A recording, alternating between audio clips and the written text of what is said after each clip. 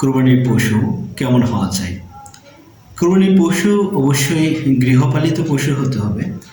যেমন উট, মহিষ, গরু, ছাগল, ভেড়া, দুম্বা, খাসি ইত্যাদি। গৃহপালিত পশুর মধ্যে যেগুলো আসলে পশু না, পাখির অন্তর্ভুক্ত, ময়ূর, মুরগি, হাঁস এগুলো দিয়ে কোরবানি হবে না, পশু হওয়া লাগবে।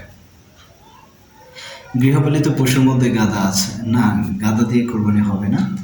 অনুরূপভাবে কেউ যদি হরিণ কোরবানি করে তাহলে হরিণ দিয়েও কোরবানি হবে না। অনেকে শুনেছে হরিণ দিয়ে কোরবানি করে, এক্ষেত্রে কোরবানি সহি হবে না। কোরবানির পশুর উটের ক্ষেত্রে 5 বছর হওয়া লাগবে ন্যূনতম, এবং গরুর ক্ষেত্রে ন্যূনতম 2 বছর হওয়া লাগবে, 2 বছর থেকে কম হলে চলবে না। আর মহিষ গরুর অন্তর্ভুক্ত, সেই ক্ষেত্রে 2 বছর হওয়া লাগবে। ষাঁড় গরুর মধ্যে বিভিন্ন প্রজাতি রয়েছে, সেক্ষেত্রেও 2 বছর হওয়া লাগবে।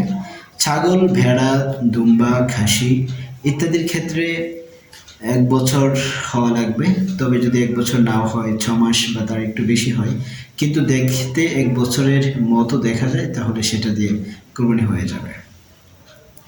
তাছাড়া কোরবানির যেসব পশু একেবারে মাজুর, হেঁটে হেঁটে তার কোরবানির জায়গার স্থান পর্যন্ত যেতে পারে না, এমন পশু দিয়ে কোরবানি হবে না। যে পশুর অধিকাংশ কান কাটা রয়েছে সেই পশু দ্বারা কোরবানি হবে না। যে পশুর অধিকাংশ লেজ কাটা রয়েছে সেই পশু দ্বারা কোরবানি হবে না। যে পশু খুবই বয়স্ক এবং খুবই দুর্বল সেই পশু দ্বারাও কোরবানি হবে না।